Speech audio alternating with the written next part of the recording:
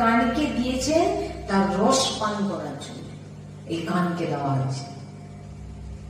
তো এই কান আপনাকে ভগবত প্রাপ্তি করাবে, এই কর্ণ ইন্দ্রিয় দিয়ে ভগবান হৃদয়ে প্রবেশ করছেন।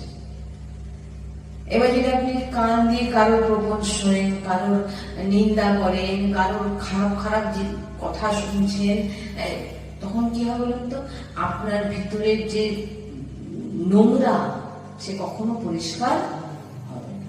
এই জন্য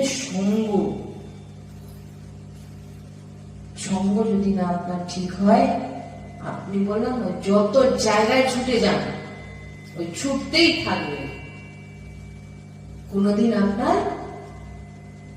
যে লাভ, আপনার যে জন্য আপনি এসেছিলেন সেই কাজটা কিন্তু আপনার হবে না।